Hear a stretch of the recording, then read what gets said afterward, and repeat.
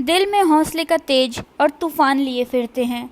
आसमान से ऊंची हम अपनी उड़ान लिए फिरते हैं। वक्त क्या आजमाएगा हमारे जोश और जुनून को, हम तो मुट्ठी में अपनी जान लिए फिरते हैं। नमस्कार, भारत ज्ञान अक्षर की टीम आप सभी का एक बार फिर से स्वागत करती है भारत ज्ञान अक्षर द्वारा प्रस्तुत कारगिल युद्ध की एक अनकही दास्तान कारगिल सीरीज में। आज के हमारे इस एपिसोड में हम आपको सुनाएंगे शौर्यवीर करण सिंह की गाथा, जिसे बचपन से ही फौज की वर्दी की तमन्ना थी।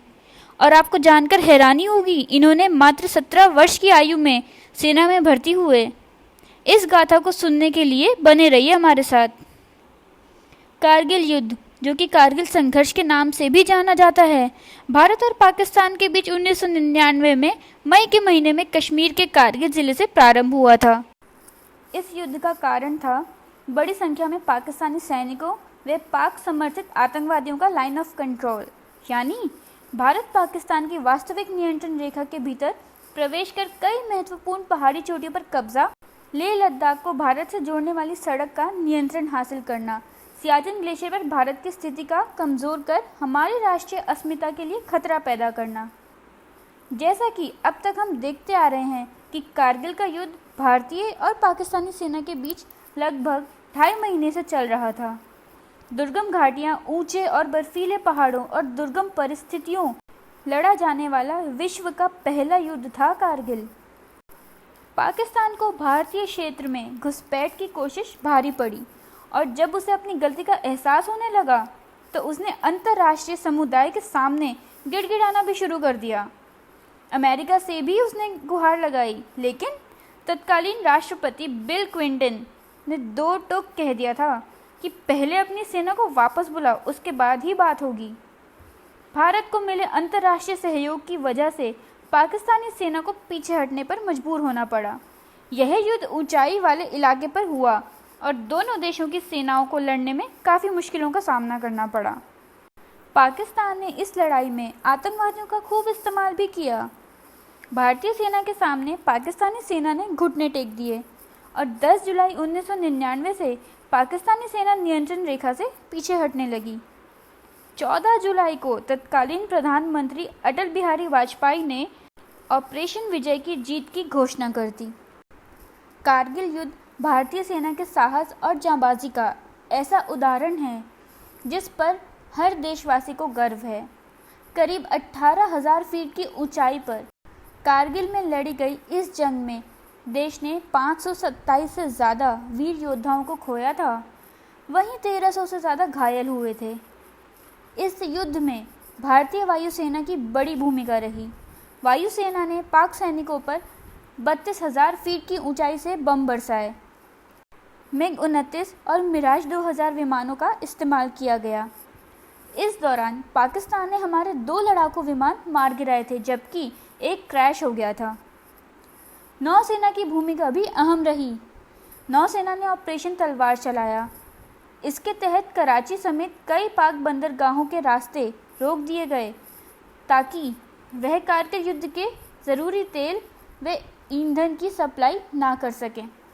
साथ ही भारत ने अरब सागर में पाक के व्यापार रूट को भी अवरुद्ध कर दिया था। अंतर्राष्ट्रीय मीडिया में भी कारगिल के युद्ध की खबरें सुर्खियों में थी। पाकिस्तान को विश्व स्तर पर अन्य देशों से सहयोग मिलना भी बंद हो गया था। दोनों देशों के कई सैनिक शहीद हो चुके थे और भारतीय मीडिया में हमारे जवानों के शौर्यों के चर्चे सुर्खियों में थे। पाकिस्तान में उर्दू डेली में छपे एक बयान में तत्कालीन पाकिस्तानी पीएम नवाज शरीफ ने इस बात को माना था कि कारगिल युद्ध पाकिस्तानी सेना के लिए एक आपदा साबित हुआ। नवाज ने माना था कि पाकिस्तान ने इस युद्ध में 2700 से ज़्यादा सैनिक खो दिए। रेड क्रॉस के मुताबिक युद्ध के दौरान पाकिस्तानी कब्जे वाले इलाकों में करीब 30,000 लोगों को अपने घर छोड़ने पड़े और भारतीय इलाकों में करीब 20,000 लोगों पर असर पड़ा। आइए अब हम आपको सुनाते हैं उस वीर जवान की कहानी जिन्हें बचपन से ही फौज की वर्दी की तमन्ना थी। और आपको जानकर हैरानी होगी कि महज 17 वर्ष की उम्र में ये सेना में भर्ती हुए। आज हम आपको बताएंगे भारत माँ के लिए अपने प्राणों का बलिदान देने वाले जांबाज करण सिंह की कहानी, जो पाकिस्तान के लिए खौफ का दूसरा नाम थे। करण सिंह रायपुर के निवासी थे। करण की बचपन से ही फौज में जाने की तमन्ना थी। 10वीं पास करने के बाद करण अप्रैल 1994 में 17वीं जाट रेजिमेंट में भर्ती हो गए। जांबाज करण का विवाह 27 अप्रैल 1996 को बहरोड़ के समीपवर्ती गांव जागुनास में हुआ था। उनकी पत्नी का नाम आशा देवी है। करण 2 माह की छुट्टी के बाद 20 मार्च 1999 को ही मोर्चे पर लौटे थे। कारगिल में संघर्ष शुरू होने पर उन्हें वहां भेजा गया, जहां उन्होंने अनेक दुश्मनों को मौत के घाट उतारा।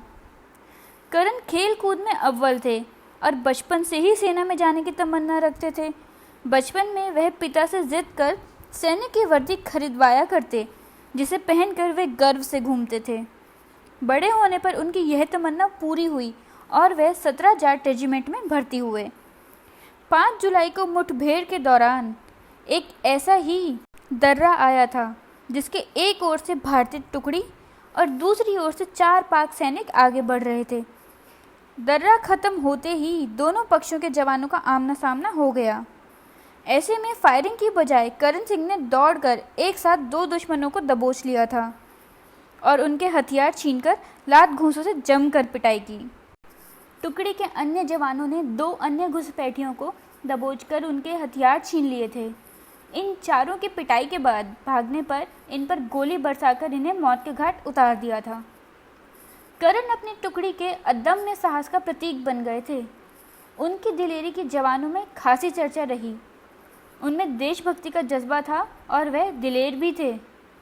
6 जुलाई 1999 की रात जाट रेजिमेंट्स की एक टुकड़ी को टेम्पल 2 की चोटी पर भेजा गया, जहां उन्होंने पाकिस्तानी घुसपैठियों को खदेड़ दिया। इस टुकड़ी में जांबाज करण सिंह भी शामिल थे।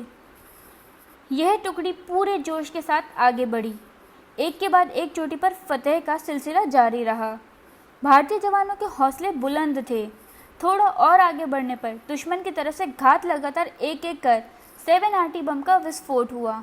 इस विस्फोट में एक शक्तिशाली स्प्लिंटर करण की गर्दन में जा घुसा और करण वीरगति को प्राप्त हो गए।